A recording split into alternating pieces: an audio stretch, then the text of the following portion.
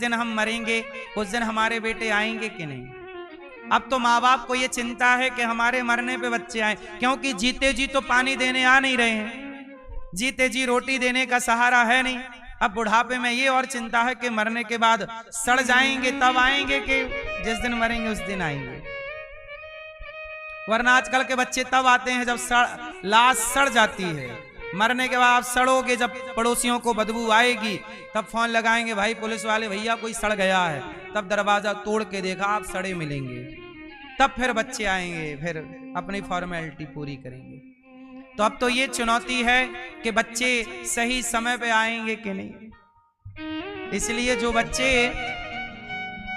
आजकल बच्चों को पता नहीं अपना एक अलग रोग चल रहा है बच्चों का। शादी हुई कि पत्नी को लेके फिर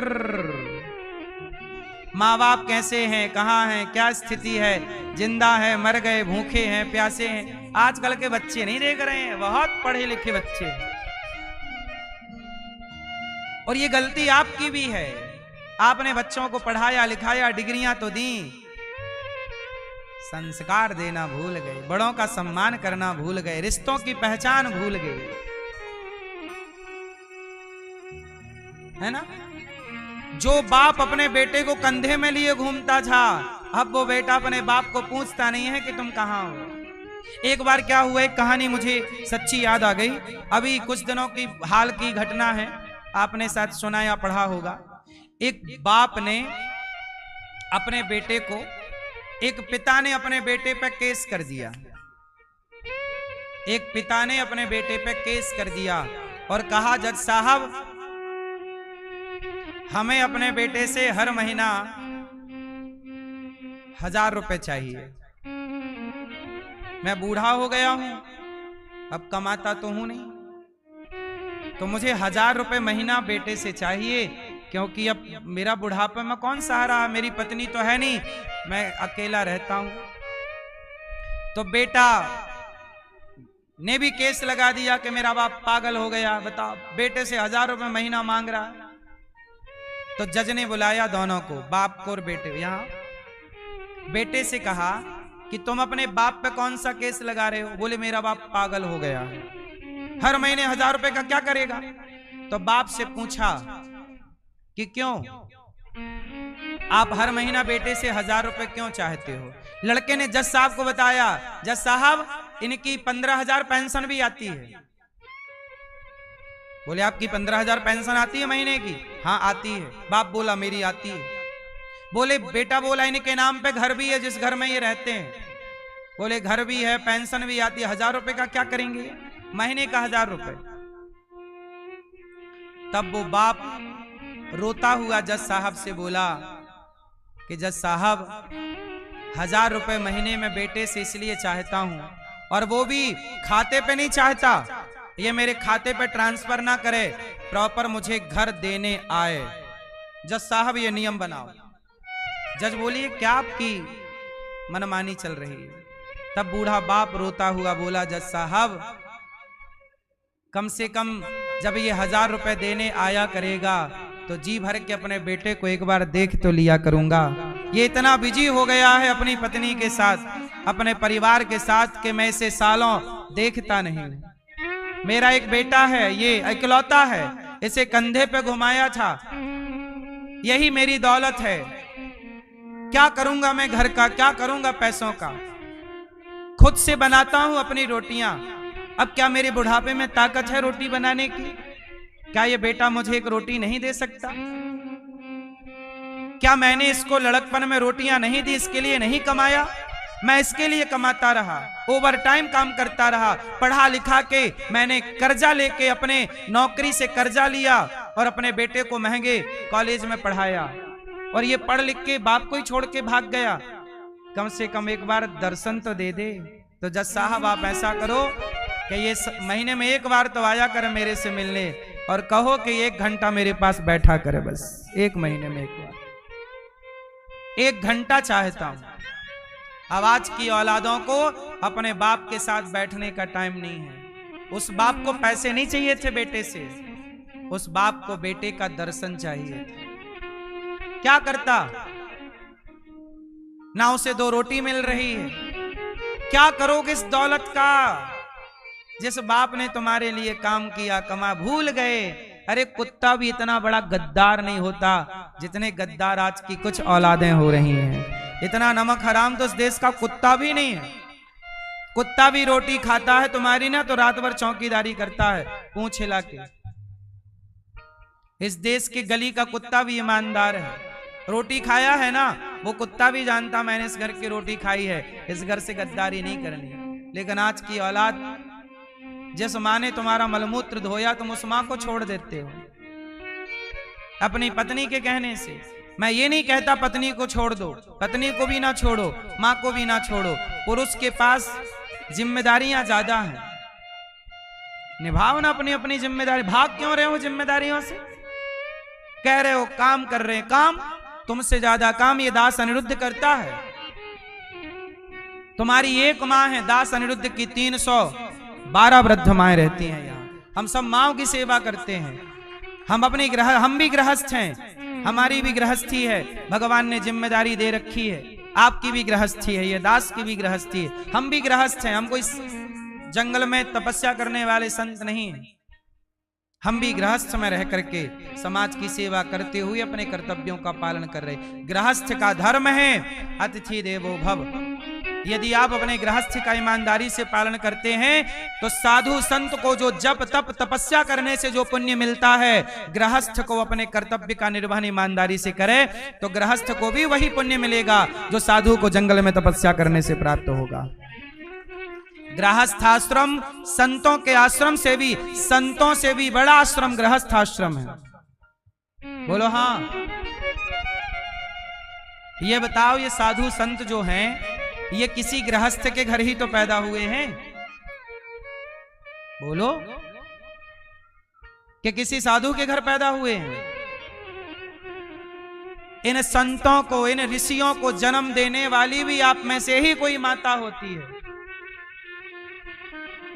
इसलिए गृहस्थ आश्रम वो है जहां भगवान भी इसी गृहस्थ के घर, दशरथ जी के घर राम आए। गृहस्थ आश्रम सबसे उत्तम है। गृहस्थ में रहो, अपने कर्तव्यों का ईमानदारी से पालन करो, तुम्हारे द्वार पर संत भी आएंगे और भगवंत भी आएंगे। क्या दशरथ जी के यहां भगवान नहीं आए? इसलिए गृहस्थ, आजकल आप लोगों ने गृहस्थी को केवल अपने स्वार्थ के लिए बना। शादी हुई, पत्नी आई, बस भोग विलास करेंगे, उसके संग रहेंगे, बस हम दो हमारे दो, माँ बाप को छोड़ दिया। ये गृहस्थी है। जिस गृहस्थी में माँ बाप ना हो, बड़ों का आशीर्वाद ना हो, वो गृहस्थी है। जिस घर में बड़ों का आशीर्वाद नहीं है, दुआएं नहीं है, ऐसे तो फिर कुत्ते भी जिंदगी जी ही रहे हैं, ऐसे तो फिर सुअर भी जिंदगी जी ही रहे हैं। यदि तुम्हें भी कुत्ता और सुअर जैसी जीना है तो फिर ठीक है, लेकिन जो जीवन है वो सबके साथ प्रेम से। फैमिली का फुल फॉर्म क्या होता है? फैमिली, आप कहते हैं ना मेरी फैमिली, फैमिली का फुल फॉर्म क्या होगा? FAM। बोलो हाँ। Father and mother. F मतलब जोर से, पिता। फादर मीन्स पिता, F। बोलो F मतलब पिता, A मतलब एंड, पिता और माता, मदर, FAM। आगे की स्पेलिंग क्या है? ILY। माता एवं पिता, माता मदर एंड फादर से ILY, आई लव यू। माता पिता से प्यार करना, माता पिता से प्रेम करो, यही फैमिली है। माता पिता को संग रखो, यही हमारी फैमिली में माँ बाप नहीं है तो फैमिली कहाँ पूरा? फैमिली का कॉन्सेप्ट ही पूरा नहीं हुआ। फैमिली में FAM है। बोलो हाँ। अब जब फैमिली में FAM मदर फादर है और आपके मदर फादर है नहीं तो फैमिली का कॉन्सेप्ट कहां पूरा हुआ? फिर फैमिली कहां है? इसलिए फैमिली वही जिसमें माता पिता साथ हों। कोशिश करिएगा कि आपके माँ बाप हंसते हों, मुस्कुराते हों। ध्यान रखिएगा, हर बच्चा अपने माँ बाप के साथ नहीं रह सकता आज के युग में। माना कि किसी मजबूरी के कारण आप परदेश में रहते हैं, काम करते हैं, फिर भी हर दिन समय निकाल के 2 मिनट बाप से बात तो कर सकते हैं। हर दिन समय निकाल के 2 मिनट माँ से बात तो कर सकते हैं। जब आप अपने परिवार से दूर होते हैं तो रोज अपनी पत्नी और रोज अपने बच्चों से बात करने की कोशिश करते हैं, लेकिन जितनी कोशिश अपने बच्चों से, अपनी पत्नी से बात करने की आप कोशिश करते हैं, इतनी कोशिश आप अपनी माता और अपने पिता से बात करने की नहीं करते। आप अपने अंतरात्मा से पूछिएगा कि आप कहां गलत हैं।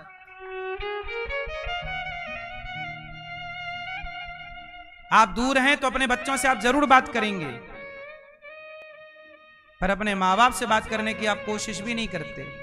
तो जब आप चाहते नहीं हैं बात करना, तो फिर संभावनाएं कहां है किसी चीज की? जहां चाह है वहीं राह है, चाह ही नहीं है तो राह की क्या कल्पना बात करें। सही है। इसलिए आज सबसे ज्यादा परेशान बूढ़े लोग हैं, तनाव में हैं, डिप्रेशन है, क्योंकि उन्हें चिंता खाए जा रही है कि हमें है कोई रोटी देने वाला कि नहीं है। सबसे ज्यादा उपेक्षित कोई है तो बुजुर्ग, अपने बहू के हाथ, अपने बच्चों के हाथ कोई देखता भी नहीं। जिसके पास पैसा है ना बूढ़े के पास, उसको तो बढ़िया बादाम का हलवा मिल रहा है, और जिसके पास कुछ नहीं है, बासी रोटी भी नसीब नहीं है अचार के साथ। बोलो हाँ, ये बात सही है गलत है? इसलिए कहता हूं सारी दौलत बच्चों के नाम एक बार में ना कर देना, थोड़ा सा देना, थोड़ा अपने पास रखना। बोले मर जाएंगे तब मिलेगा, क्योंकि सब दे दोगे तुम्हें बाहर का रास्ता दिखा दिया जाएगा। सब बच्चे ऐसे नहीं है, पर 95% बच्चे कलयुग में ऐसे हो चुके हैं। स्वार्थ हावी हो गया है साहब। अब स्वार्थ ने धृतराष्ट्र तो अंधे थे, पर दुर्योधन भी अंधा हो गया। बोलो हाँ। दादाजी कहां चले अपने नाम पे सब वापस लेने? अच्छा सुनो, धृतराष्ट्र अंधे थे, दुर्योधन क्या हो गया? स्वार्थ से अंधा। अंधा स्वार्थ बना देता है। आजकल के संतानों को अंधा किसने बना दिया? किसने? जोर से। स्वार्थ ने। किसने बनाया? इसलिए आपसे मेरी विनती है, स्वार्थ गलत नहीं है। मैंने स्वार्थ की परिभाषा बता दी। स्वार्थी बनो, लोभ करो, भक्ति का, प्रेम का, अच्छे कामों का लोभ, स्वार्थ करो, परंतु इतने भी स्वार्थी ना बन जाओ कि मैं खा रहा हूं और मेरी मां भूखी है, मैं खा रहा हूं मेरा बाप भूखा है, गौरी गोपाल में केवल मैं नहीं खाऊंगा सब खाएंगे, इसलिए दास ने सबके भोजन की व्यवस्था कर रखी है। केवल मैं नहीं खाऊंगा, यहां सब खाओ। बताइए, मेरा अपना स्वार्थ होता तो क्यों हजारों का, लाखों का रोज खर्चा मैं करता? बोलो, कोई मेरे ऊपर थोड़ी कोई डंडा लिए खड़ा है कि नहीं आपको ये सब काम करना ही पड़ेगा। ये तो मेरी श्रद्धा है।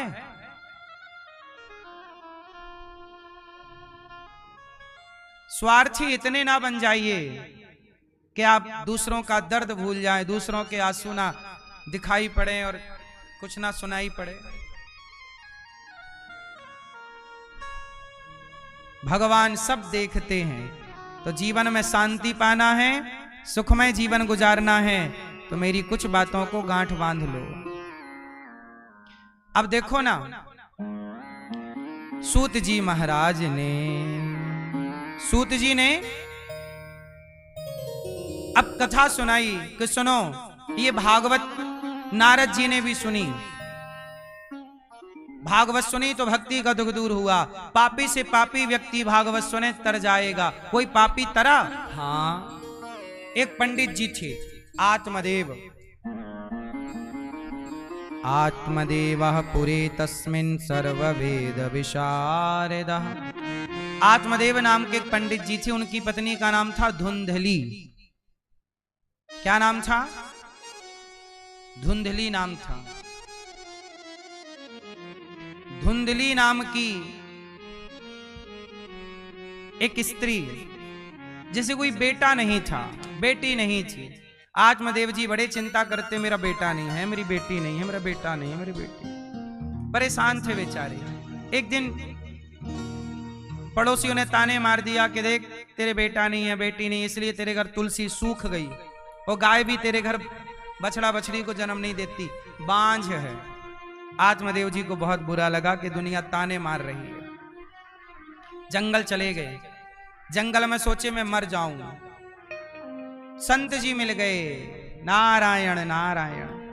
संत जी बोले क्यों? कथम ब्रह्मन दीन मुखा कुतश्चिंतातुरो भवान त्वरितम गम्यते कुत्र कुतश्चागमनम तब। बताओ कथम ब्रह्मन दीन मुखा, ये आपका मुख उदास क्यों है?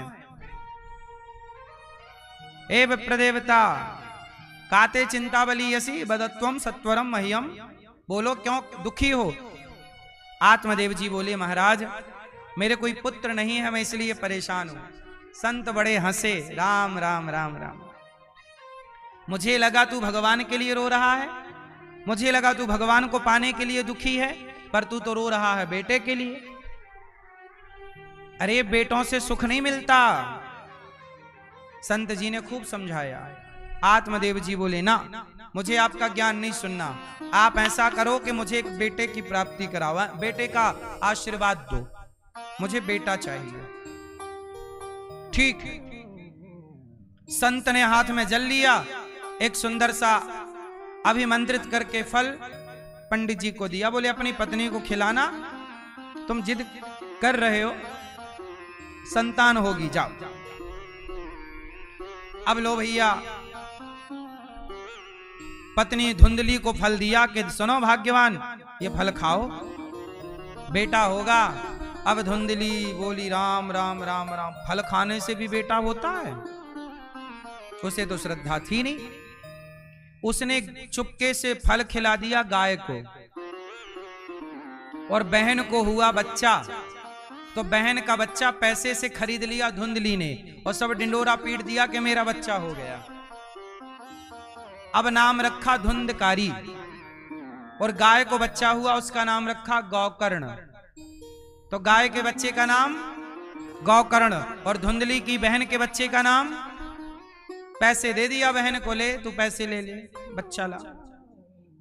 अब आत्मदेव जी बड़े प्रसन्न हुए कि लो भैया हमारे बच्चा नहीं हो रहा था, अब बच्चा हो गए। एक नहीं दो दो बच्चे हो गए। अब तो खूब बढ़िया खुश है, मस्त आनंद से। लेकिन याद रखना मेरी मां, भाग्य का जो दुख है वो भोगना पड़ता है।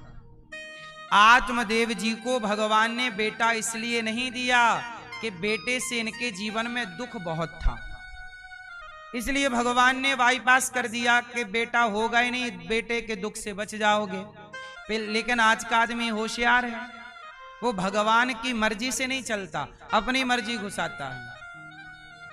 मैं आपको एक बात कह दूं, ईश्वर को, भगवान को कभी चैलेंज नहीं करना चाहिए। क्या नहीं करना चाहिए? क्यों? अरे भगवान को पता है कि ये चीज तेरे लिए अच्छी है और ये चीज तेरे लिए अच्छी नहीं है, तो जो अच्छी है भगवान वो दे देते हैं। कई बार हमारे प्रयास करने के बाद भी कुछ चीजें हमें नहीं मिलती, तो हमें ये सोचना चाहिए कि भगवान इसलिए नहीं देना चाहते।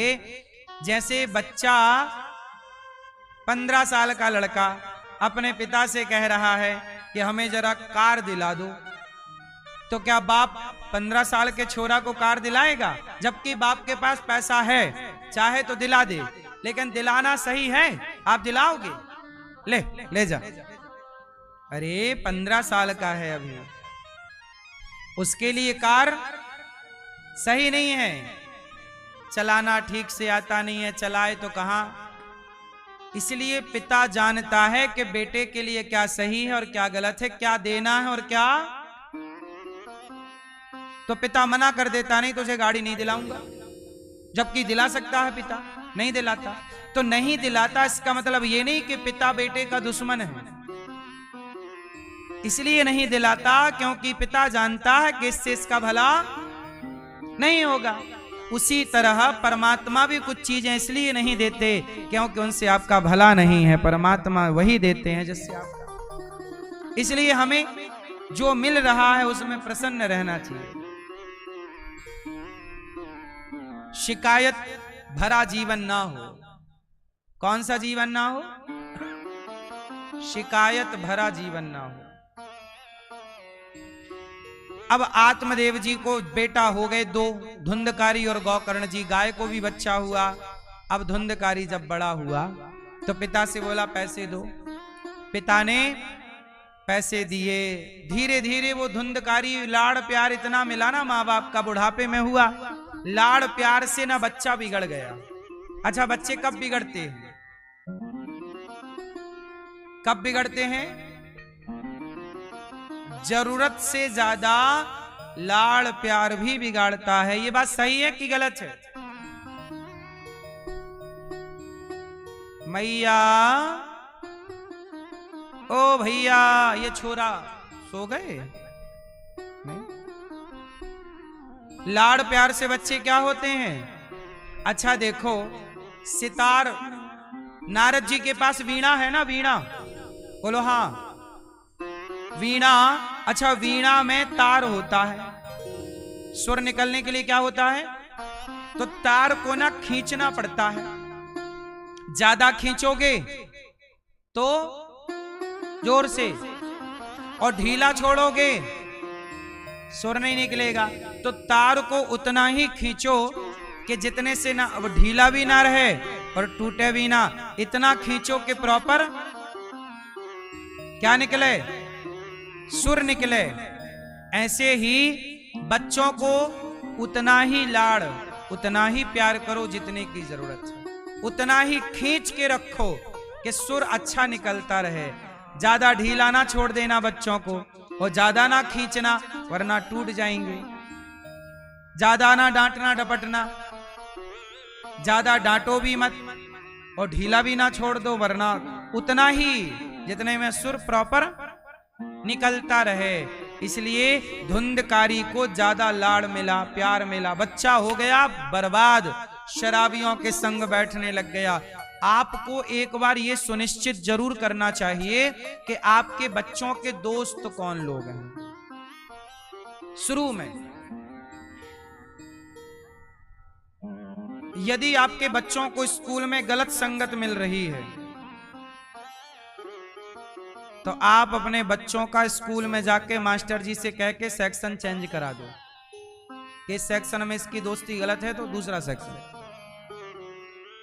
हर तीसरे महीने में बदलवाते रहो तो किसी से दोस्ती होगी नहीं ठीक से। बोलो हाँ।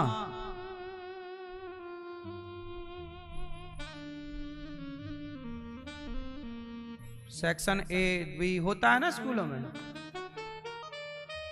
चेंज करा दो। लड़के तब, कोई भी लड़का बुरा नहीं होता, कोई भी लड़की बुरी नहीं होती। बुरी होती है संगति। बुरी क्या होती है? कैकई माता बुरी थी क्या? कैकई मां को संगति मंथरा की मिली तो समाज बुरा कहता है। इसलिए कोई भी लड़का या लड़की को मैं बुरा नहीं कहता, उसकी संगति। जब आप, माँ बाप की गलती क्या है? बच्चों को ध्यान से देखते नहीं है। बच्चों के हर आचरण को गौर से देखो कि कर क्या रहे हैं। यदि वो गुमसुम हैं, चिड़चिड़े हैं, कुछ व्यवहार में बदलाव है, समझ लो कि स्कूल से उनको कोई दिक्कत है, संगति बदल रही है। आप थोड़ा सा ध्यान दे दो। अब सब मनमाना चालू है। कल मेरे पास एक पिताजी आए अपनी 21 वर्ष की बेटी को लेकर। कल मेरे पास एक पिताजी आए 21 वर्ष की बेटी को लेकर। कहा कि महाराज जी आप मेरी बेटी को समझाओ। मैंने कहा क्या समझाना है? बोले ये लड़की मैंने इसे खूब पढ़ाया, मैं मजदूरी करता हूं, थोड़ा काम करके कमाता हूं। अपनी बेटी के सपने देखे थे, कॉलेज में जाएगी, बड़ा नाम कमाएगी। ये कॉलेज में गई भी और अच्छा पढ़ रही है, पर अब इस लड़की को किसी मुसलमान लड़के से प्यार हो गया। अब ये कह रही है मैं उसी से ब्याह करूंगी। यदि समाज सुनेगा तो समाज ताने मार के मार डालेगा कि तेरी बेटी को पढ़ाने गया था, देख भाग गई तेरी बेटी मुसलमान के साथ, लव जिहाद में फंस गई। अब महाराज मैं क्या करूं, ना उगला जा रहा है ना निगला जा रहा है। अब देखो जरा, यदि बाप बेटी पे भरोसा करता है, बाप बेटी पे भरोसा करता है, तो बेटी उस भरोसे को तोड़ देती है। उस बेटी की बात कर रहा हूं मैं, सबकी नहीं। तो बेटी, अरे जब बाप ने तुम्हें इसलिए पढ़ाया तो माँ बाप का सम्मान से सर ऊंचा करोगी। ये मतलब थोड़ी कि तुम बाप का समाज में अपमान कराओ, ताने मारेंगे लोग कि तेरी बेटी भाग गई किसी मुसलमान के साथ। बताओ बेटी का ये व्यवहार सही था कि गलत था? बताओ बेटा, क्यों? ए बेटा, ए छोरी, आप बताओ वो लड़की का व्यवहार सही था गलत था? आप बताओ बेटा। ये पीछे वाली बहन, सही था?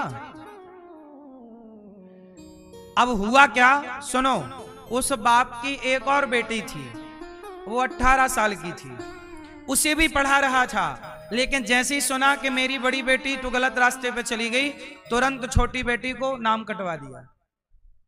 बोले अब मैं इसे नहीं पढ़ाऊंगा। तो एक बेटी को पढ़ाया, उसने पढ़ लिख करके मनमाना आचरण किया। देखो शादी करना बुरा नहीं है, पर हिंदू लड़कियों को यह तो सोचना चाहिए कि जिन मुसलमान, जो आप जिनको गाय हमारी माता है हिंदुओं में, और मुसलमान गाय को मार के खा जाता है, तो गाय को माता मानने वाली लड़की गाय को खाने वालों के संग कैसे खुश रहेगी?